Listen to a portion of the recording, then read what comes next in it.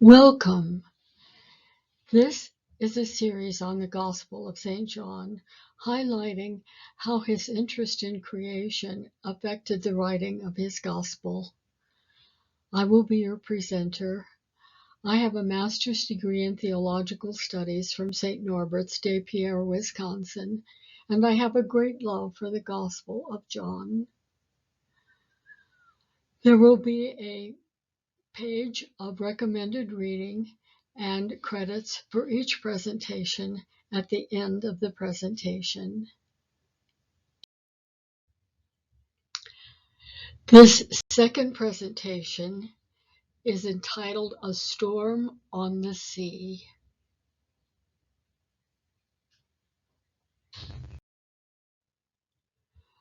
To understand John's mindset, it helps to ponder the event which he sets as the high point, the center of his gospel. It is the storm on the Sea of Galilee, which engulfed the disciples' boat as they were sailing by night back to Capernaum. It was a personal eyewitness experience for him. He was there. When you have been through a near-death experience, the circumstances make a very deep impression on your mind. Every genuine and worthy religious tradition begins with a personal experience. In the case of Christianity, that experience is very much the resurrection of Jesus. Within the community which experienced the resurrection, there are two very personal experiences that are foundational to its theology. Paul's experience of the risen Christ on the road to Damascus, and the beloved disciples' experience of Christ walking on the water of the Sea of Galilee. Paul's experience is foundational to his theology, and the story is told 3 times over in different places. All of Paul's theology and understanding of the Christ event can be traced back to this experience.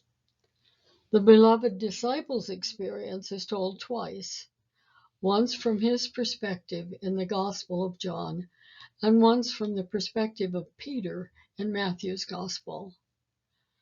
John would further write about the resurrection of Jesus, but to enter into John's mind, we must first of all recognize the importance he gave to this storm on the sea. John's Gospel is the only one which mentions the young lad who was present at the multiplication of the loaves and fish, and who had brought bread and fish to the gathering on the hillside, where Jesus was speaking to the crowds. It is Andrew, who was often with John the Beloved, who calls Jesus' attention to the loaves the lad brought. Perhaps John the Beloved was that young lad.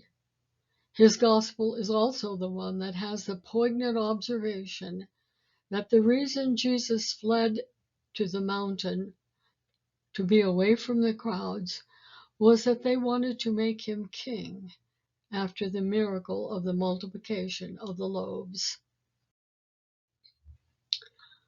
After Jesus left for the mountain to pray alone, the older men took the young disciple with them as they set out by boat to return to Capernaum.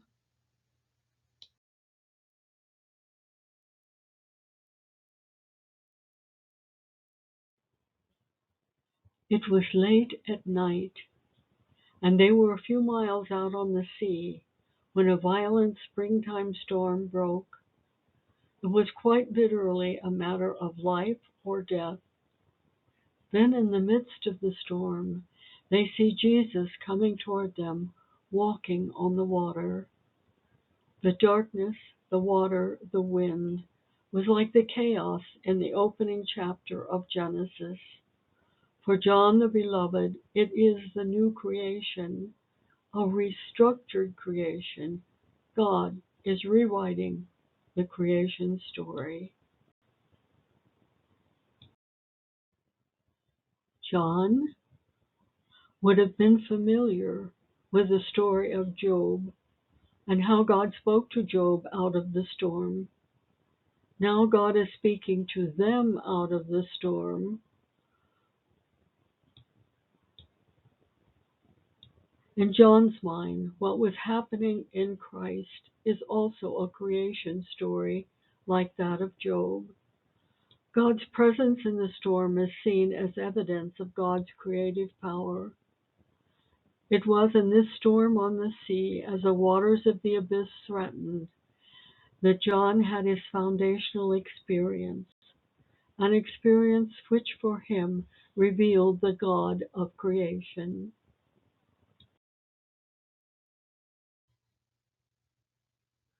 As the experience is closing, John the Beloved tells us that they wanted to take Jesus into the boat with them. But suddenly they realized that they were at the Capernaum shore where they were going. Apparently, the storm had driven the boat closer to shore than they realized. But for John, there is another meaning. He had arrived at a new shore of understanding of God and of Jesus. Jesus could no longer be put back into the boat of ordinariness or even of specialness as a prophet.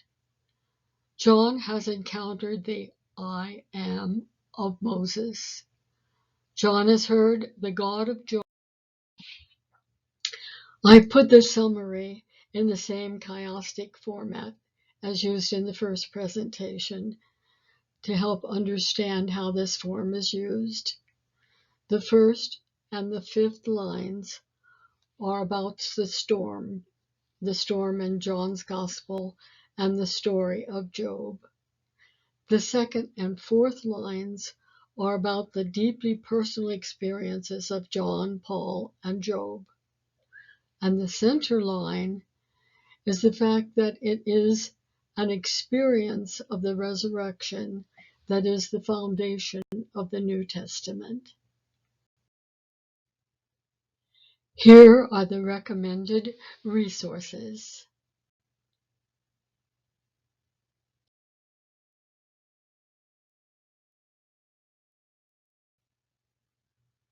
And here are the credits for this presentation.